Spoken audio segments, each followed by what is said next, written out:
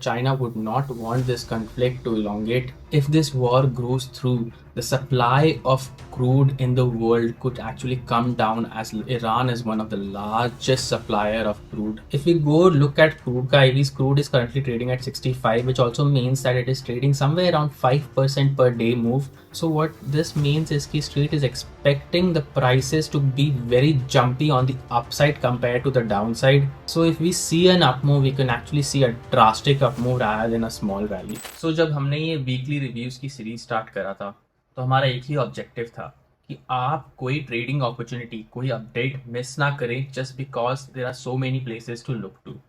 That is why we started this series with the main objective कि हम आपको सारे macro news around commodities market इकट्ठा करके दे that you can digest in probably 10 to 12 minutes very fast, so that we do not get caught unprepared like we got caught on silver. Hence, I have been coming here with every week and midweek review so that I could give you summarized information on everything that happened and to look forward to for the next week. अगर आप ये review series को ढंग से follow कर रहे हैं तो आपको पता होगा I have been alarming people for some time now that a war situation like this could rise volatility on crude very fast, and that's what we saw happening this week. My only hope is that we were able to help you take better decisions and manage your risk better this time. Let's look forward to how much reserve most countries have for now. सबसे पहले शुरू करते with highlight news and events that happened around this week. हम फिर देखेंगे काफी सारे data pointers जो लास्ट वीक गए and all those that we need to look forward to next week. We will then go to the charts and look at how the last week का news headlines impacted price and what we can expect going into next week. So after the assassination of Iranian supreme leader, we saw Iran go all out on the neighboring countries. President Trump probably anticipated that after taking out the supreme leader and his top cabinet, the war would crumble immediately. But that didn't happen. Like we anticipated, they closed the Strait of Hormuz completely. No ship tankers were allowed. Anyone trying to pass was attacked, and hence we saw the insurance for these crude tankers skyrocket. Most of the insurance companies stopped insuring these tankers. Hence, President Trump had to come forward and propose that he will probably guarantee an insurance for these tankers and back it up by security from the US Navy. So let's look at how much reserve most countries have right now. So this is all public information taken from the internet, so take it with a pinch of salt. From what we know, Japan has somewhere around 250 days of reserve. China has somewhere around 200 days of reserve. South Korea also has somewhere around 200 days of reserve. India, from the news headlines, is said to have 25 days of reserve. Vietnam 15, Indonesia 20. So here is the video of traffic from Strait of Hormuz from 28th February to now.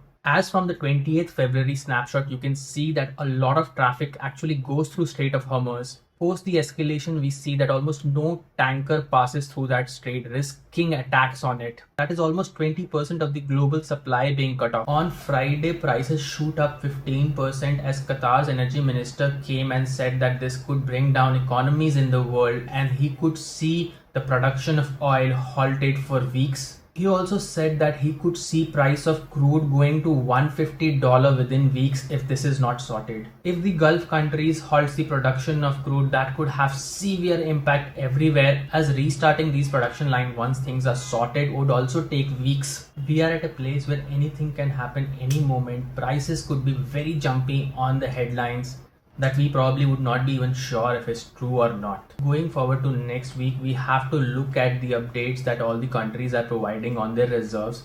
We also have to look forward to what these Gulf countries are doing on the production line. If they cut the production line, it could halt things for weeks coming forward. Let's now go look at the charts and see what is happening around the price levels.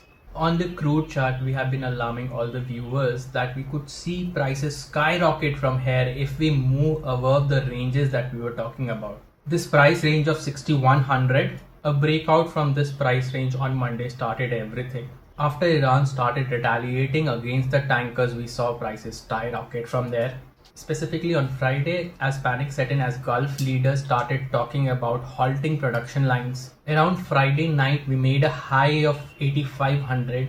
Currently, we closed at 8300. Price right now is in a no man's land where we do not know where it would head. All we know that is to expect a lot of volatility coming in. A few weeks back, I told everyone to abstain from selling options on crude. This is the reason why. Let's go look at crude IVs and see how much they have gained. So from the IV chart, we can see that crude IVs skyrocketed to 130 levels. That means that the street is now expecting 10% move every day. Remember what I told you, how to convert IV into daily probable move that the street is expecting. Just divide the IV number by 16 and you will have it. So currently it would be somewhere around 8 to 10%. For an asset that impacts everything in the economy, an 8 to 10% change in every day means drastic measures need to be taken by the government. These levels of IV is one of the historic levels that we have seen. If we look at the historic IV of crude on the US exchanges, we can see that we are around historic levels. The only one higher in the recent memory is when crude went negative around COVID. So now you will ask me, Nikhil, how do you see it going forward next week?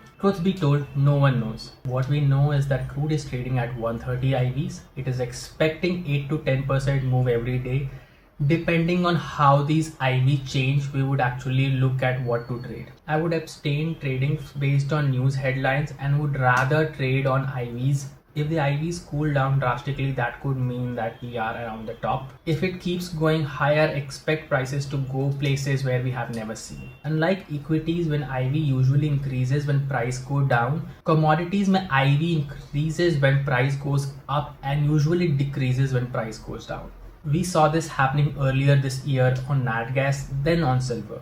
Let's now head to silver and see what is going on. Silver has now taken a backseat and all the major attention has gone into crude. So we have not seen much action on silvers. Silver is trading around the tight range of 270 and 260.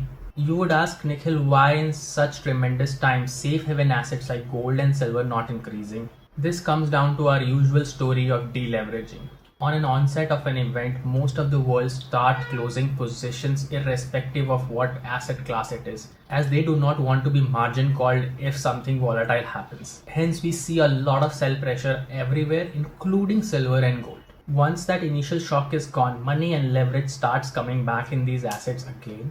So we are expecting prices of gold and silver to carry on the upside momentum that it has been having from the last few months. But in the immediate scenario, expect it to be slightly more volatile. So you could actually see price drops from here before actually going up. Keep in mind all the data pointers that we had been talking about gold and silver are still intact. Most of the central banks and the retail and institutional investors are still holding on gold and silver.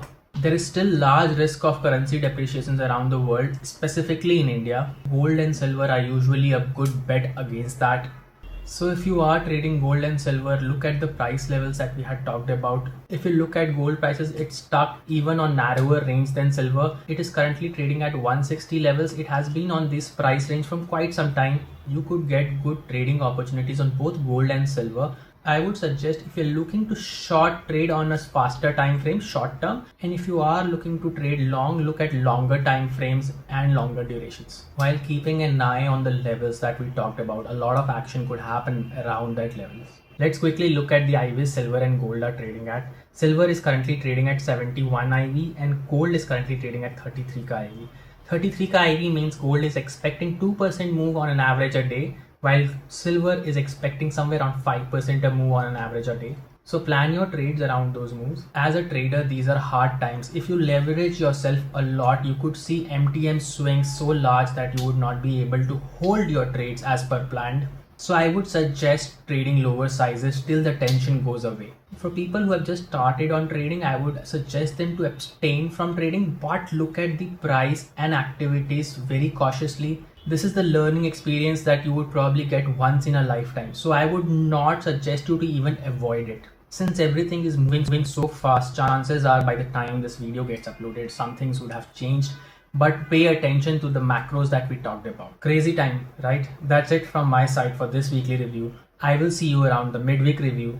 Goodbye. Since the recording of the weekly review on Friday, a lot has passed. By the time this video gets uploaded, price would have moved on Monday morning. So 30 seconds of update what happened on Monday morning.